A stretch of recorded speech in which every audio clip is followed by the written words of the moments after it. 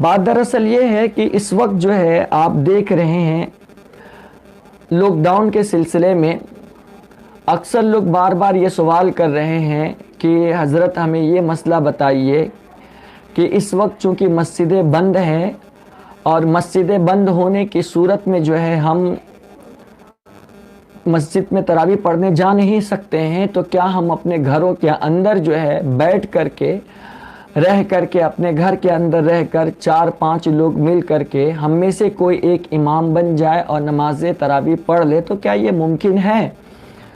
تو اس کا جواب میں آپ کو یہ دینا چاہتا ہوں کہ نماز تراویح کے لیے سب سے پہلی چیز جو امام بننے کی کوشش کر رہا ہے اسے چند باتوں کا خیال رکھ لینا چاہیے، اور وہ یہ کہ آپ جس کو امام بنانا چاہ رہے ہیں، نماز تراویح ہو یا غیر تراویح کے علاوہ کوئی اور نماز ہو، کوئی بھی نماز ہو، اگر کوئی امام بننے کی کوشش کرتا ہے تو اس کے لیے چند چیزیں لازم اور ضروری ہے۔ اسے انسان کو چاہیے کہ وہ بغور سمجھ لے، اس کے بعد ہی امام بننے کی کوشش کرے۔ امامت کے لیے شرائط جو بیان کی گئی ہے وہ یہ بیان کی گئی ہے کہ سب سے پہلی چیز تو یہ کہ وہ مسلمان ہونا چاہیے، اور مسلمان ہونے کا مطلب یہ ہے کہ وہ سنی صحیح العقیدہ ہو، وہ بد مذہب نہیں ہونا چاہیے۔ دوسری چیز یہ ہے کہ وہ مرد ہو، عورت جو ہے امام نہیں بن سکتی ہے۔ تیسری چیز یہ ہے کہ وہ عاقل ہو، عقل مند ہو، پاگل نہ ہو، مجنون نہ ہو، بے ہوش نہ ہو، ایسا شخص نہیں چلے گا۔ چوتھی چیز یہ ہے کہ وہ بالغ ہو۔ نابالغ جو ہے نہ تو نماز تراویح کی امامت کر سکتا ہے، نہ فرائض کی وہ امامت کر سکتا ہے۔ اس کے بعد پانچویں شرط یہ ہے کہ وہ نماز کے مسائل کا جاننے والا ہو، کیونکہ اگر آپ سے نماز میں کوئی غلطی ہو جاتی ہے تو آپ کو یہ پتہ ہونا چاہیے کہ یہ غلطی ہو گئی تو مجھے یہ کرنا ہوگا۔ مثال کے طور پر نماز میں فرائض کتنے ہیں، نماز کے لیے شرائط کتنے ہیں، نماز کے لیے واجبات کتنے ہیں، نماز میں سنن و مستحبات کیا ہے، اگر یہ ساری چیزیں آپ کو پتہ ہے تاکہ اگر آپ کی کوئی غلطی نماز میں ہو جائے تو آپ نماز میں سدھار سکیں۔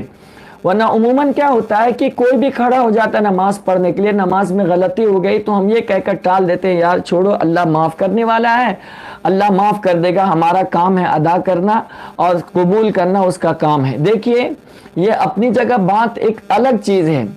آپ سے میں پوچھتا ہوں کہ یہی بات آپ اس وقت کہیں گے کیا کہ جب امام بے وضو ہو اور آپ کو نماز پڑھائے تو آپ یہ کہو گے کہ یار چھوڑو، میں تو اپنا کام کر لیا اور اللہ چاہے قبول کرے نہ کرے؟ آپ کبھی ایسا نہیں کہہ سکتے ہو، کیونکہ آپ کو پتہ ہے کہ وہ وضو سے نہیں ہے تو نماز کیسے ہوگی۔ تو اسی طریقے سے بس مسئلہ یہاں بھی ہے، یہاں بھی مسئلہ ہے کہ اگر کوئی شخص قرآن صحیح نہیں پڑھتا ہے، مخارج و صفات اگر اس کے صحیح نہیں ہے تو ایسی صورت میں وہ امامت کا حقدار نہیں ہے۔ اگر صحیح مخارج و صفات کے ساتھ وہ نماز نہیں پڑھتا ہے اور نہیں پڑھاتا ہے تو ایسی صورت کے اندر اس کی اقتداء درست نہیں ہے، اس لیے کہ ایک غلطی سے نماز جو ہے، ایک غلطی کی وجہ سے نماز آپ کی بھی جائے گی اور جتنے لوگ اقتداء میں پڑھ رہے ہیں سب کی نماز جو ہے نا خراب ہو جائے گی۔ اسی لیے اللہ کے واسطے آپ امامت کے زیادہ آگے بڑھنے کی کوشش نہ کریں۔ تو فرمایا گیا کہ امام کے لیے مسلمان ہونا، مرد ہونا، عاقل ہونا، بالغ ہونا اور نماز کے مسائل کا جاننا بھی ضروری ہے، اور ساتھ ہی ساتھ غیر معذور ہونا چاہیے۔ غیر معذور کا مطلب یہ ہے کہ لنگڑا لولہا ہو اور اس کے پیچھے جو ہے صحیح سالم لوگ نماز پڑھ رہے ہیں تو یہ غلط ہو جائے گا۔ صحیح سالم کے پیچھے معذور انسان نماز پڑھیں گے، یہ چیز خاص طور سے ہمیں دھیان میں رکھنا چاہیے۔ مثال کے طور پر اگر کسی کو ریاح کا مسئلہ ہے، یعنی ہوا بار بار نکل جانے کا مسئلہ ہے، یا یہ کہ پیشاب بار بار قطرے آنے کا مسئلہ ہے، تو ایسی صورت کے اندر وہ امام نہ بنے بلکہ کسی اور کو امام بنائے جن کے اندر یہ ساری چیزیں کی صلاحیت ہوتی ہے۔ تو میں یہ سمجھتا ہوں کہ یہ مسئلہ آپ کو سمجھ میں آ گیا ہوگا، اور وہ یہ کہ اگر کوئی شخص امام بننا چاہتا ہے تو یہ چند باتیں دھیان میں رکھے۔ کیا؟ سب سے پہلی چیز تو وہ داڑھی رکھتا ہو، باشرہ ہو۔ دوسری چیز یہ ہے کہ وہ قرآن شریف صحیح مخارج و صفات کے ساتھ پڑھتا ہو۔ تیسری چیز یہ ہے کہ نماز کے مسائل وہ صحیح سے جانتا ہو۔